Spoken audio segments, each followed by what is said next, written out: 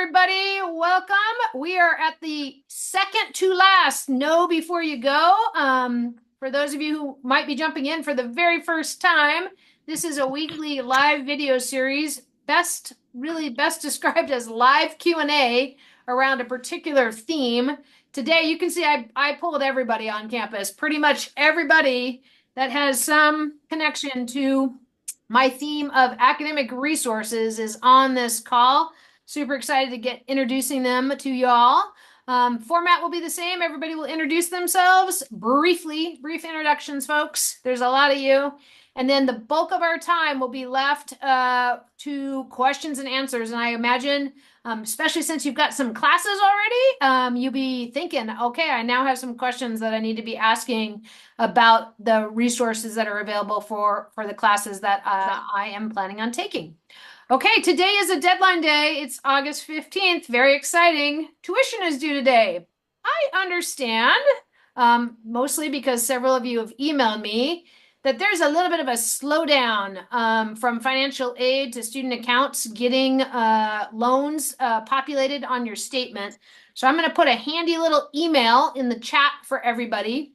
If you are a student who's like, panicked, I was supposed to have all these loans and they're not there yet, email this address. Make sure you get the 2 C's in it, stuacct@whitman.edu. This is our student accounts general email. It goes to everybody in student accounts.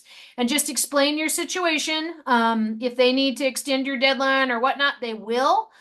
So just make sure you are in communication with them. If there's other questions about that, I am happy to answer them.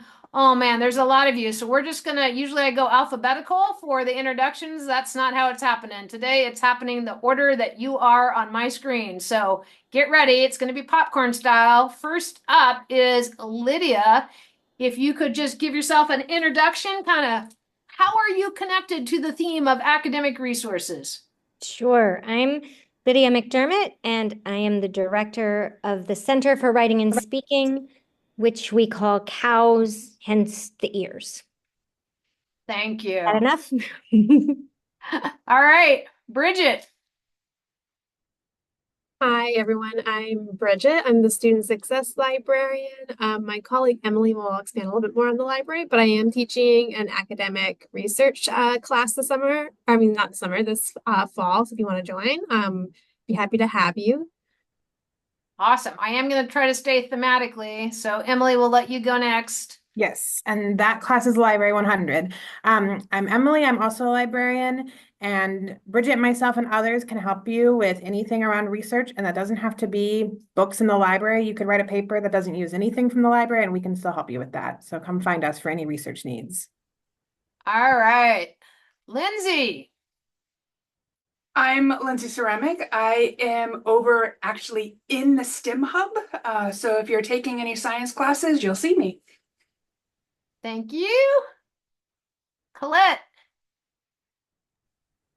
Hi, my name's Colette Marie. I'm the Academic Resource Center Service Coordinator. I do a lot of academic coaching, and I would love for you to come by and introduce yourself. I like to help students out when they're feeling nervous about a class, when they would just like to learn a few more skills, do better in a particular class, or overall organize up their time.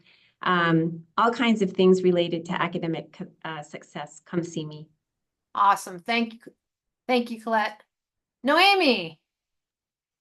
Hi, I'm Noemi Studer. I am the tutoring and testing coordinator. You can find me on third floor in Olin in the ARC at the reception desk.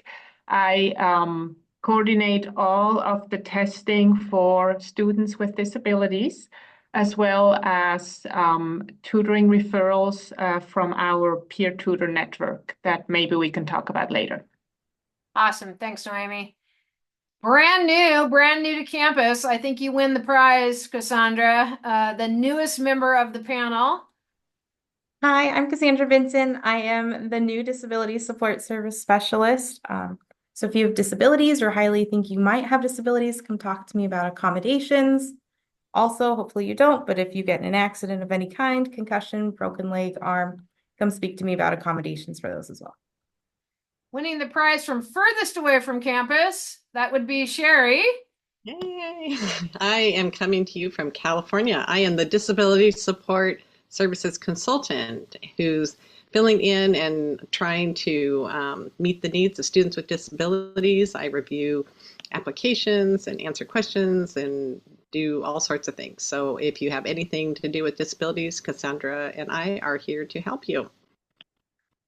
And last, I believe, but not the least, Richard. Hi, everybody. Welcome. I'm Richard Middleton Kaplan. I'm the Director of Academic Support Services, which means I'm part of the team with Sherry and Cassandra and Colette and Noemi. All right. Well, that's it, folks. That's a big team.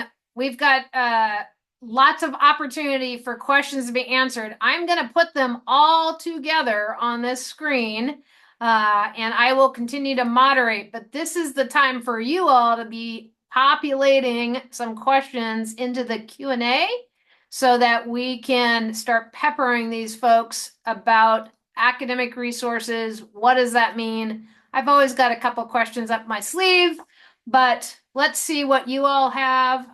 I'm noticing I need the dots to see that they're typing.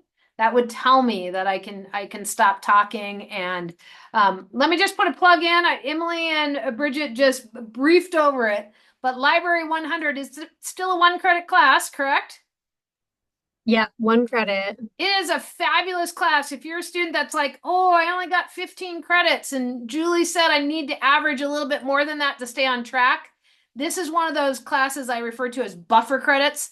This is a great buffer credit class to have on your schedule. And wow, anybody I could learn from going to the library.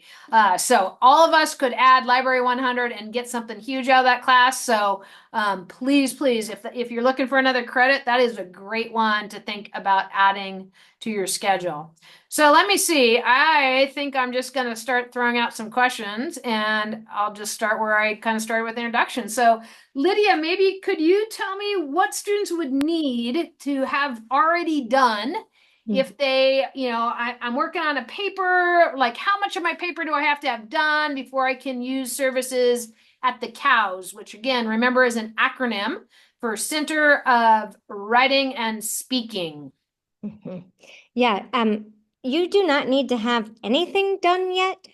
You can come at any point. So even if it's like you just got the syllabus and you see 3 papers in this class that are longer than you were expecting and you're worried about that, you can come then and start planning. You can come when you have what you think is a final draft done and you just want someone to read it and see how it sounds. So any point within that process, as well as if you have a presentation that you're going to be giving or any kind of speaking role that you'll be doing. If you have nerves about that, if you get nervous about talking, asking questions in class, we can come up with strategies for that as well. And how about just a follow-up question? What kind of hours does the COWS have? So we are full of student tutors. So I do not have them solidified quite yet because I need all of my tutors' schedules. But generally we start in the mid-afternoon and close by 10 or 11. Awesome. All right, I do see a question in there. If all of the panelists could look at it, I'm not sure any of you all are in the position to answer it. I can answer it, but if there's someone on the call that can answer it, I would rather you all answer. All right, well, I'm going to read the question, and then I'm going to make an attempt to answer it, and feel free to jump in, team, if there is other things to say. So the question is, how does a student, particularly an out-of-state student, get their ADHD medication filled? So good news, the college is in its final days, if not hours, of getting a psychiatrist hired that we will have on staff. And this individual will be able to help with the medication components. The out-of-state question always is a little bit of a challenge for sure. You may have to get a little bit established with us here. But in terms of Pharmacies, there is a pharmacy that delivers to campus. Tallman's Pharmacy delivers to campus. But also Safeway is blocks from campus. So if you can transfer your prescription to Safeway, that might be another good opportunity. And it's just a couple blocks from campus, and you can walk down there and pick up your prescription there. But we do have folks in the Student Health Center. And so you might, I know we did talk about this during when we talked about health, wellness, and safety. So if you go back to that Know Before You Go and review that video, I do know they talked in detail about medications and how to make sure that you're able to get your medications when you need them, where you need them, etc. Anything to add, folks, on the call or on the panel about medications? Did I get that pretty well covered? I'm very impressed, Julie. You did a great job. I know sometimes even parents have mailed the prescriptions to the students if they have trouble, with the out of state. But yeah, there are a variety of ways, and I think with the shortage of some of the ADHD medications, it's so important that there's nothing the pharmacist can do. A new prescription has to come from the doctor if there is a supply issue. So it's really important to work closely with the prescribing physician. Yeah, and you might check, particularly if you're coming from out of state, you might check with your physician and see if they, sometimes physicians and insurance playing nicely together will write a 90-day prescription versus a 30-day prescription. So that's a check with your insurance. Not all insurances cover the 90-day, but also with your physician. So that needs to be some cooperative work. We're about 2 weeks away, so that would be cooperative work you need to get done tomorrow. All right. While we're waiting for more questions to jump in, Lindsay, this question is coming to you. What is the STEM Hub and what do people do there? So the STEM Hub is on the first floor of the science building. It was created to have a space where students can come and work collaboratively with their other classmates. There is a lot of tutoring drop-in hours that happen in the STEM Hub. There are a lot of whiteboards. So if you come in during the middle of the semester, you know what's happening in all the classes because there's just stuff all up on the boards. And the tutoring happens.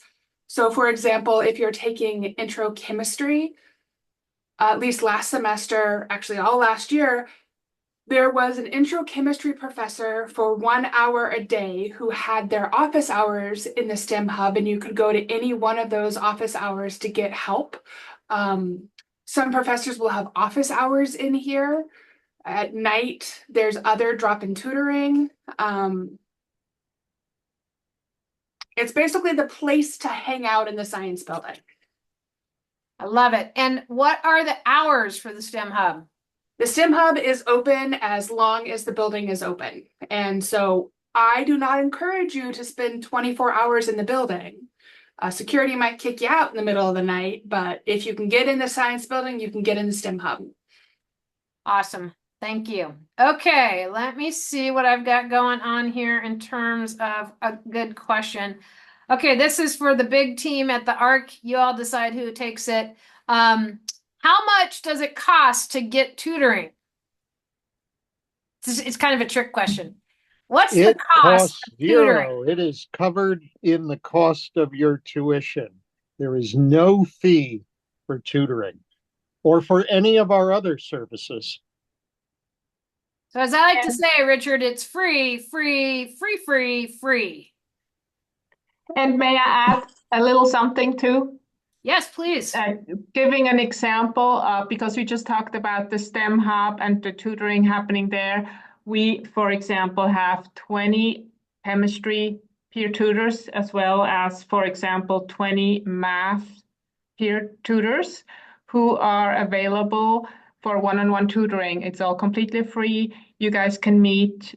I match you up. You send a request to me. I match you up. You can, meet at your convenience at a location that works best for you, and it's completely free to anybody at Whitman. And Noemi, Ours it's is free also too. true, isn't it, that there's no limit to the number of meetings that a person can have with their tutor. So if they want to meet 2 or 3 times a week, every week for the semester. There's no cap on the hours.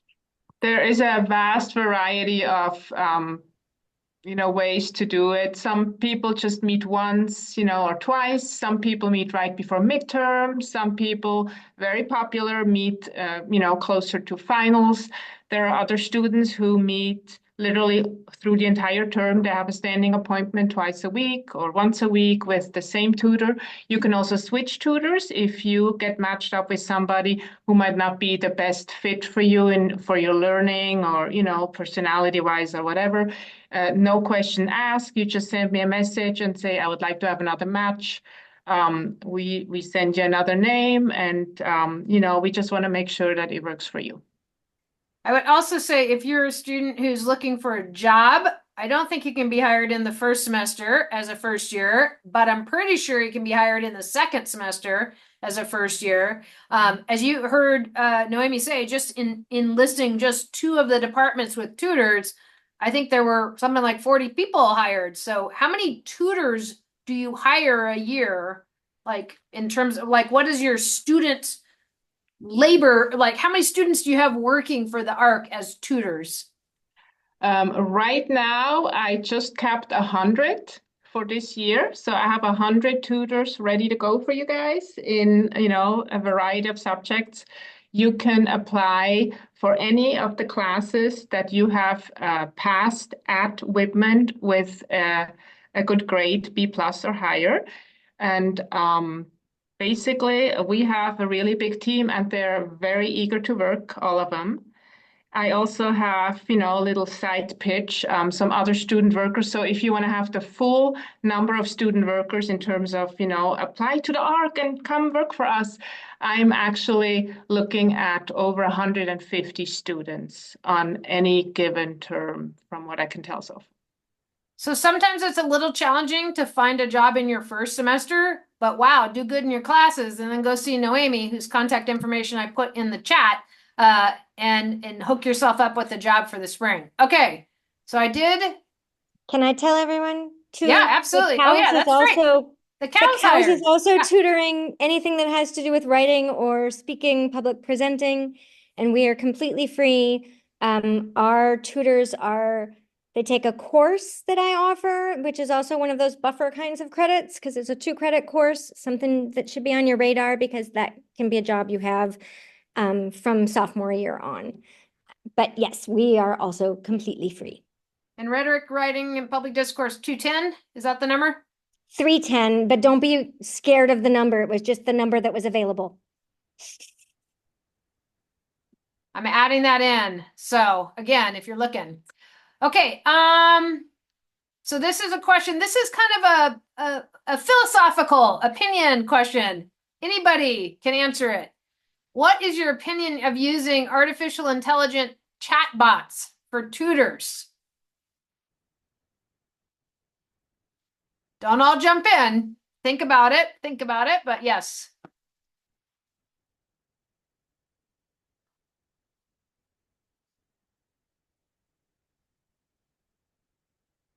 So the question was, what was our opinion? It appears that we maybe don't have a deep opinion about chatbots as tutors. I can jump in. But Lydia, my guess is you have an opinion about AI. Mm-hmm. And so I'm going to let you jump on in there and give that. Yes, I'm not exactly sure what the student means by a chatbot as a tutor, but I would say that AI in general is needs to be approached with caution. So if your professor is specifically telling you to use AI for a particular exercise, which some of them will do, right? Because it can be very helpful with like a preliminary outline, then do that. But always make sure your professor is explicitly saying that that's okay, because otherwise it's plagiarism. So because it's as if someone else is doing it for you, even though that's an artificial somebody else. So be very careful about that. Thanks for that, Lydia. Can I jump in too? Yeah, absolutely. So I think one thing to AI can create like little quizzes, multiple choice, check if you understand what's going on in a lecture type things, and they can be really helpful for surface level questions, assuming that they're correct, because sometimes they're not. But you do have to be careful. Like, it is very typically surface level questions, and your professors are not going to ask you a lot of those surface level questions. So don't think I took that quiz AI made for me and I've got it, I'm good to go. Make sure you understand beyond what those questions are asking. And we're right now in a perfect thread for me to just remind the students that there's an expectation that you sign, and I'm pulling up the form, you sign that you understand the college's policy on academic integrity. I'm going to drop that form in there. Every first year student needs to sign it. So if this doesn't look familiar to you and you haven't signed it yet, this would be a good time to think about getting that read through. Make sure you clearly understand it and that you signed it. If you are looking at it and you're like, I actually don't understand what this means, please, please, please do not sign it until you've had a conversation with me or your advisor or somebody else, because we want to make sure that you understand what it is that you're signing. That's just also a good life skills tip. Don't sign something you don't actually understand. Okay, I'm going to save the question that's certainly hanging in the queue right now because it's not wholly related to academic resources, and we want to make sure that we use our time wisely. So, other questions about academic resources? All right, I'm coming around with my questions to the library. What are the library's hours? What do people do at the library besides get books? Like, what can you do? How does the library become part of the academic resources? Okay, so the hours are going to sound complicated. The thing to remember is we close at 1 a.m. Sunday through Thursday, and we close at 6 p.m. Friday and Saturday because, frankly, after years and years of studying, nobody's in the library after 6 p.m. Friday and Saturday night. So, and then we mostly open at 8 a.m., and then on the weekends it's 10 a.m. So I think the hours you close is when you care the most. So 1 a.m. Sunday through Thursday. Now that I've taken a lot of time to answer hours, Bridget, do you want to try and give some first thoughts on what else we have going on? Yeah, definitely. So, I'll say, first of all, the library is a great study space. We have a lot of different study areas. So if you prefer more collaborative, we have a lot of workstations and tables that you can sit at with your friends to study. We also have some quiet areas. Our Owlin reading room is this really beautiful room with lots of natural light, and you can go in there and it's very quiet, so you can work there. We also have like lots of really comfy chairs and just a lot of different areas. So once you come to campus, I'd highly recommend coming into the library and just exploring and finding that area that makes you comfortable. In addition to that, we have lots of materials. So we have DVDs, so you could watch those for your class, or if you're just a casual viewer, you can also check those out if you're a huge fan of maybe Studio Ghibli or something. We have those. We also have lots and lots of books. We wouldn't be a library without those. So again, if you want to use those for your research, you can check those out. But we also have a lot of popular fiction books that you can come in if you're a casual recreational reader. And Would additionally, would it be fair to say that during opening week, when you host an event called the Library Carnival, that students yes, we get will. a full understanding of all the many things one can do in the library? Yeah, Not we'll to be be having missed. a lot of fun. So I do want to recommend coming to that. We'll have the Library Carnival. So you will get to explore the library and find those study spaces and just learn about more library resources too. All right. Okay, here we go to our question queue. Is there an executive function / academic skills type class? So Colette, Richard, kind of looking at you on this one. And maybe talk about academic coaching, but also about those academic workshops. Would you like me to start, Richard? Sure, please do. Yes. So the quick answer is yes. We have academic skills classes and services, all kinds of supports in that area to offer. Lots of different ways in which that can look. Sometimes students come by, they make one appointment with me or Richard to just kind of get themselves organized up and on track for the semester. They might be also looking to us to help remember all of the things that we're talking about today. We can steer you in the right direction, remind you where to go if you need some help in writing a paper. We can steer you toward the cows if you need some help from a librarian. We are all familiar with the resources that are offered on campus. I think that's true for everyone across campus, and we work very collaboratively together. But specific to academic coaching, you might be in a situation where you're worried about not being able to do as well as you'd like in a class, or you might just feel nervous about taking exams. You might feel like you're just not organized well enough up. You're uncertain about how to manage your time. Maybe you're hoping to just strengthen and build some new study skills that you haven't really had so far. You can come in and make an appointment and just talk with us about what you're hoping for, hear about what we have to offer, and then we can decide if you want to move forward by setting up a regular weekly meeting. You can do that all semester if you'd like. You can leave and decide to come back maybe closer to midterms or closer to when some of those big assignments are coming in. I've had lots of students that I see once at the beginning of each semester for the duration of the time that they're here at Whitman. Anything to add, Richard? Well, Colette, do you want to talk about the workshops as well then, the standing workshops? Sure. So we've got a couple of workshops that we're offering here through the ARC. One is focused more specifically, I would say, on those academic skills, and another one, and Richard's primarily leading that one. And I'm leading one that's called Thriving in Action, where we're looking more at overall wellness. How do you create a nice balance between study time, social time, class time? How do you address things like maybe lack of motivation, procrastination, test anxiety, some of those things that can become obstacles to your overall well-being and how that impacts your academic success. We try to hone in on those and look at creative and a variety of ways in which you might kind of balance things out in the time that you're here and stay on a really positive, healthy track.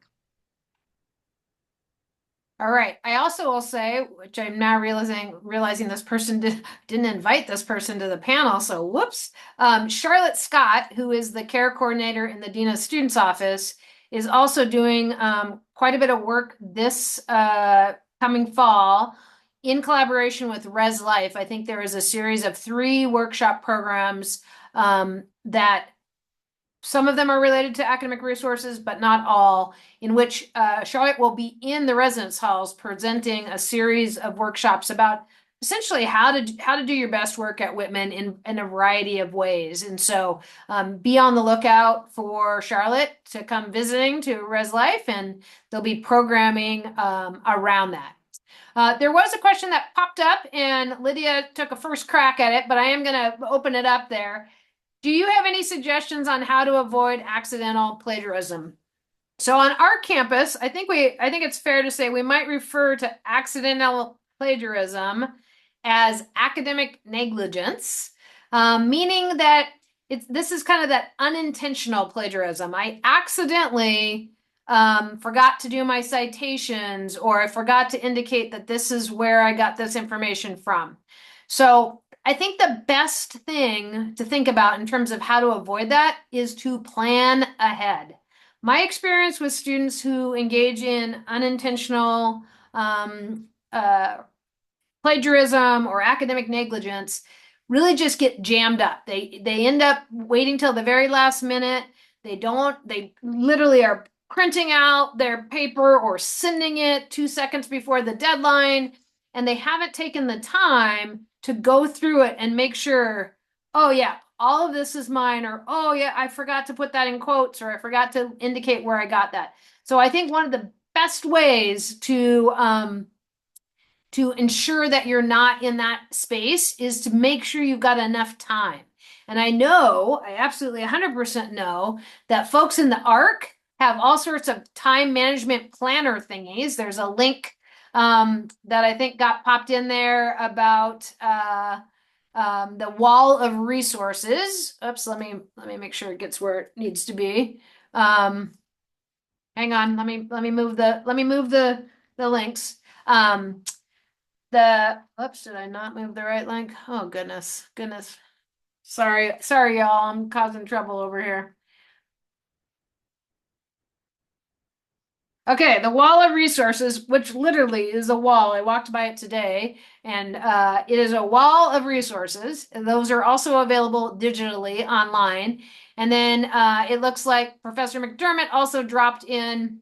I will grab that and add it as well. But everybody has walls of resources, it sounds like. So the CALS also has resources as well. The other thing I would say is talk to your faculty members. It is really important. Like, one of the best kind of ways to make sure that you're not in this boat is talk to your faculty members. If you have struggled in the past with citations or citation styles, or this has been really hard for you, just own that. Your faculty want to help you. And so if you say, like, this has been something I've really struggled with, they're not going to look down on you. They're going to try to figure out how to help you. And so the more open you are and transparent you are about where your strengths lie and where you might need some additional support, your faculty are lining themselves up to try to help you in that way, and would much rather be in that position of helping you on the front end than having to react on the back end. And so really, really important that you, one, build enough time for your assignments, and two, communicate with your faculty members, communicate about what you need in various bits. Okay. Yeah, Lydia, please. I just put a shout out for the librarians there as well. Though Emily's hand is up, so she might be about to say something like that. But yeah, the Research 101 LibGuide, the librarians are also a wonderful resource for not just finding research, but also knowing how to cite the resource. So. All right, let me get all these things in. Okay. Go ahead, Emily. Yes. It's not the main point of it, but this is covered quite a bit in Library 100, how to deal with different citation styles. So you've maybe done MLA citations in your English classes, and then you'll find out there's 3, 4, 5 other styles you might have to use here. And so we can help you managing all those. But also we can help you with figuring out, there's things called citation management tools where you can keep track of your sources a little bit better, keep track of where you got that quote from. And this is really more the cows, but I think also something a lot of students coming here or coming to the library, sometimes we talk about is figuring out when to quote and when to paraphrase, and learning how to more kind of elegantly paraphrase and incorporate sources into your writing is something you have to practice. It's not something that everyone else knows and you missed one day or something. It's something everyone has to work on. So it's okay to, like Julie said, work with your faculty and work on that as you're developing your writing skills. All right. I do see that other question up there. I'm not ignoring it. I'm going to just catch it at the tail end. I want to make sure we get as many of academic resources. Okay, so here's a big one. I am a student who maybe had accommodations in high school, and my mom or my dad or my parent or my guardian did all of that for me, got all of that figured out and sorted out. But I understand when you go to college, that onus shifts a little bit to the student, and what would I need to do to get started to make sure that I have accommodations that I need in college? Yeah, Sherry and Cassandra, would you take that one, please? Yeah. I'm just popping the link in the chat real quick Oh, good. for it. Yeah, we have a lot of information on our website too. And so I would suggest you read that. Know what is your responsibility. So you need to start by completing an online application. of explaining kind of what's going on and how you're impacted. Everything in college is really it's under the Americans with Disabilities Act. So we want to know what the barriers are and how do we provide equal access. So you may be used to IEPs or 504s, but you will be asked, well, what is the barrier when you're in a class or you're on campus? So we know what that is. And, that's really the first step. And, we do have other steps. We always have an intake meeting and discuss, what's going on with the student because you're the expert on you. That's the way we need to know what's going on. And we also have some documentation guidelines that are on our website too. But yeah, we really want you to start advocating for yourself, but we understand it's a little scary. So that's okay to email and ask questions. Yeah, thank you, Sherry.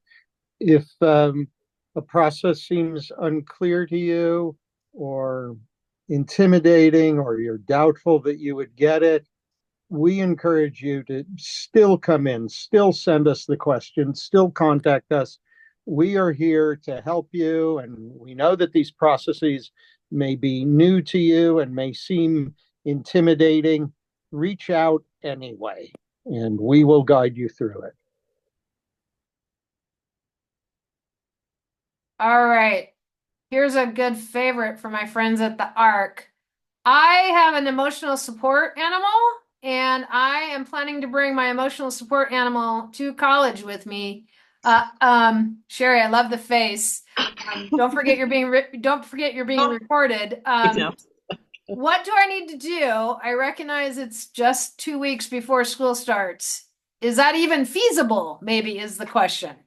Okay, I'm glad that the timeline is in there because we always want you to put your requests for an emotional support animal, but we have a deadline and it's on the website and it's passed. And so because it takes a lot of time and a lot of coordination and collaboration with multiple departments, we really need you to do that ahead of time.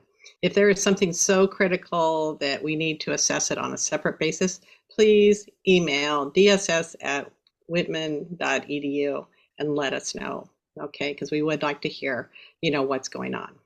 Awesome. Thank you. Thank you. Okay. We're going to take a brief detour to this question that's sitting in the queue, and then we'll come back and see what other questions folks might have. So the question in the queue is, could you clarify whether it is, quote, unlikely, or if it is, quote, impossible to get a job in your first question? I would actually say no to either of those. There are jobs to be had on campus. Some of the jobs that I would say students are more highly sought after jobs where you might be sitting at a desk and have the ability to study, for instance, are probably not the jobs that are going to be available to first years in their first semester. But if you are willing to work and bus tables and wipe down tables and do dishes and help cook and whatnot, then you are, Bonap is one of our largest hirers. They are frequently hiring first year students. You need to make sure you have your handshake account set up, and extremely, extremely important, when you come to campus, you have to do some government federally stuff, paperwork, and you need to have official documents in order for the college to identify you as a student who is eligible to work on campus. Those documents are either a passport, so you either have a passport, so passport, great, bring it with you, go to the student payroll area, and they will get you set up and eligible to work on campus. Passport, great. Or you need a government issued identification card. So a driver, if you're in the US, a driver's license or an identification card, has to be issued by a government. And so this one has two pieces. So passport, you only need one thing. The other side, you need a government issued ID government issued ID and either your original birth certificate or your original social security card. So Those are the two options. Passport, easiest option. Other one, got to get some more of those things.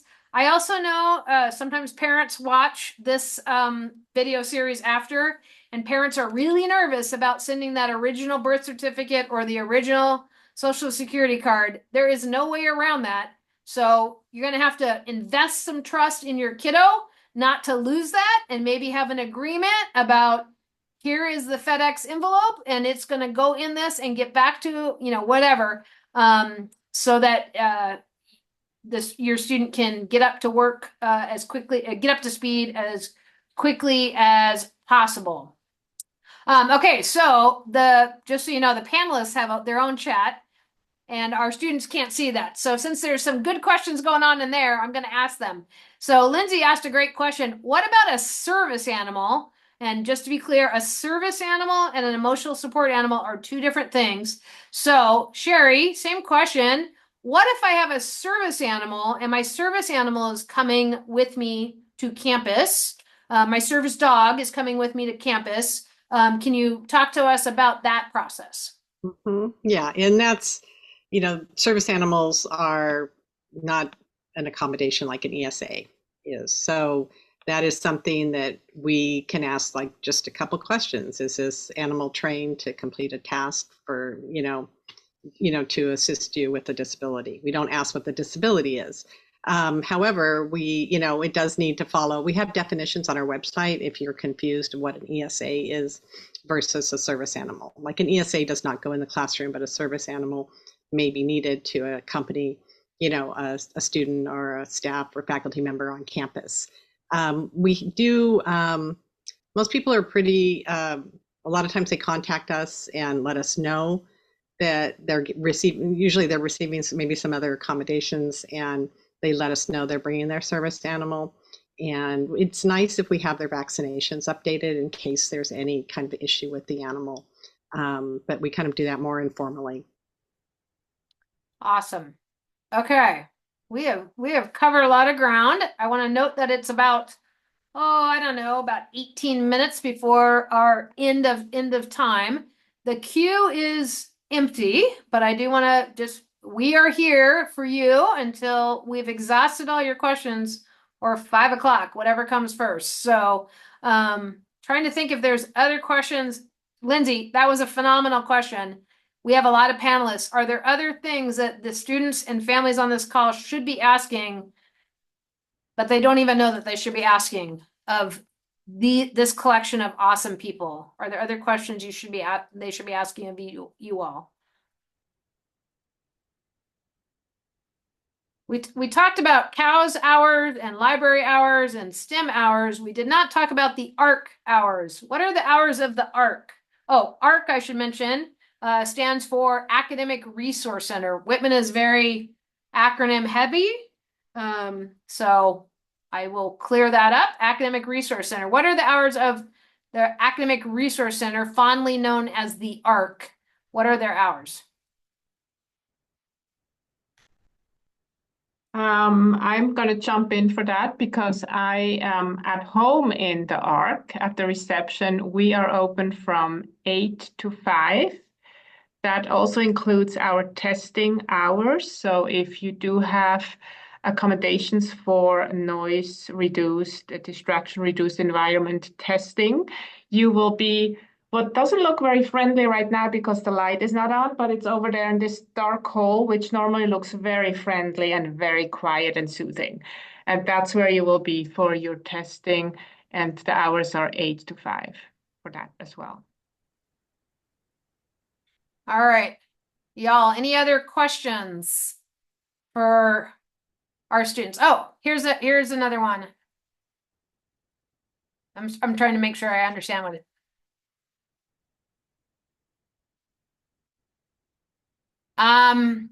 Henry, because I can see your name. I'm going to need some more help on this. I think I have an option of.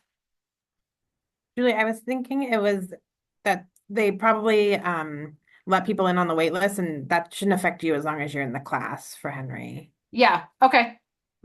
Hopefully I'm right. Yeah. Henry, I'm going to unmute you because we can, and we have a relatively small group. So hang on one second. And I'm going to have you ask that.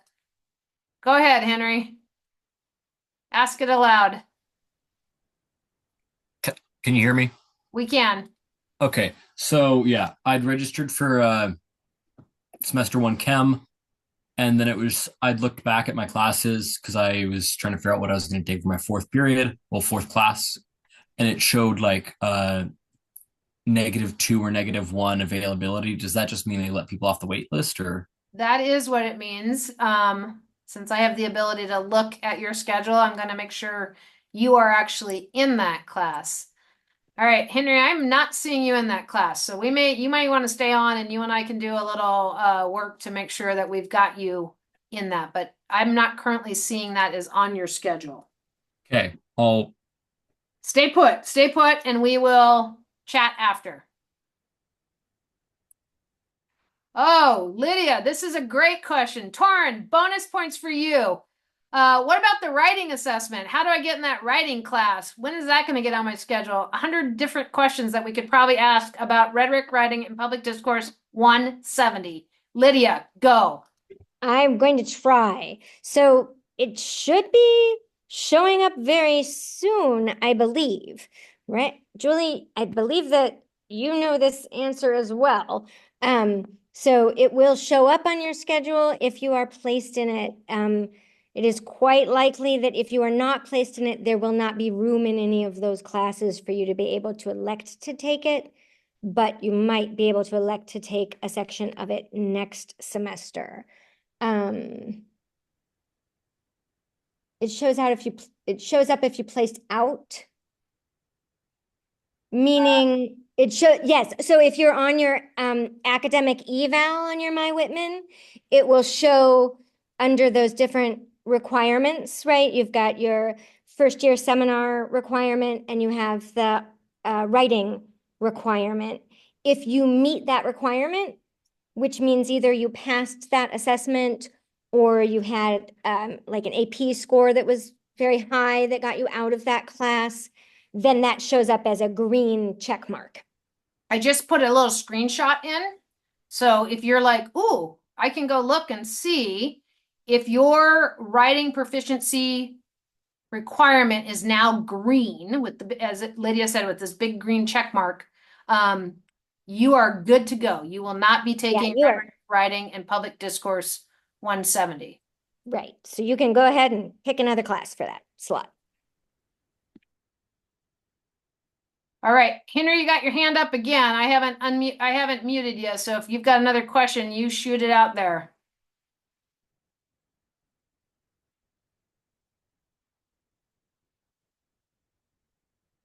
All right, I think you I didn't mean to have my hand raised. My bad. Got it. Okay. Well, friends, I think we have come to the end. I think we have hit quite a bit. We've covered lots. Super huge thank you to all y'all. This is the largest of the panels that we have. Next week is our very last Know Before You Go. And I will be reporting that the only person that will be on the screen will be me. It is the opening week walkthrough. So if you're like, okay, this thing's getting real close now, and I want to know all about all the things, I will be sharing all about all the things next Thursday at 4 p.m., which will be just within a week of your arrivals. So next week is the opening week preview. It is our final Know Before You Go. And I hope y'all come and join me for that one. And we'll get you just within a week's time of getting to campus. Emily, you got your hand up. Yes, just a kind of last thought. Along with everything being free, including in the library, I think it's also helpful to remember you are actually still paying for it in ways with your tuition for all of our services. And so please feel like we are here for you and really open to you. And it's something you should take advantage of. It's not something extra. It's part of what you're coming to college for. So for all of the different offices, please, use our services as much as you can.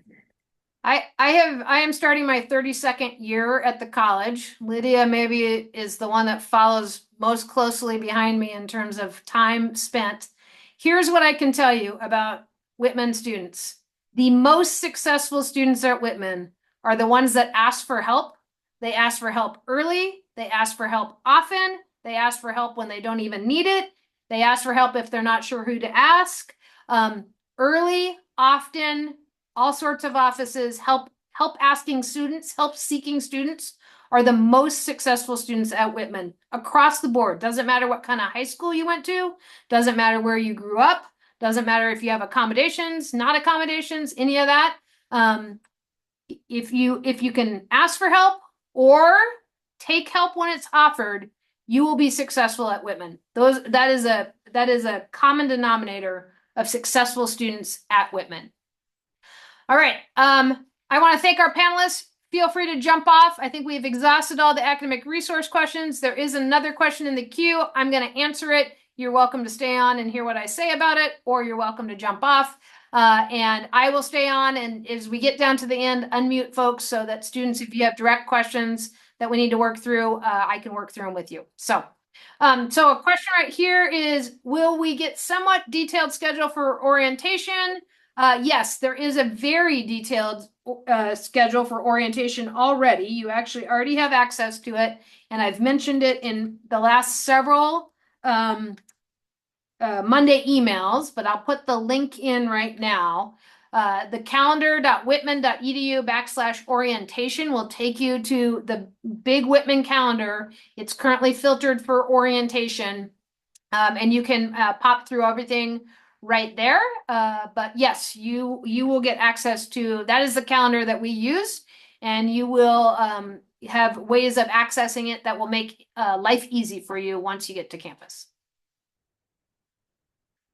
Okay, I am seeing, let me just see where we're at with folks. Henry, I know you're around here someplace, so I am going to allow you to talk. In fact, I'm going to allow you all to talk because we're getting towards the end here. And if you have specific questions, I am happy to answer them. So I'm turning y'all on. I don't like to ever be left alone. So here we go. Everybody's on. So Henry, you can just unmute and chat. I was okay about my schedule problem. Let's hold on your schedule problem. Let me see if anybody else on the call has questions. If not, thanks so much. Appreciate y'all, and we'll see you next week.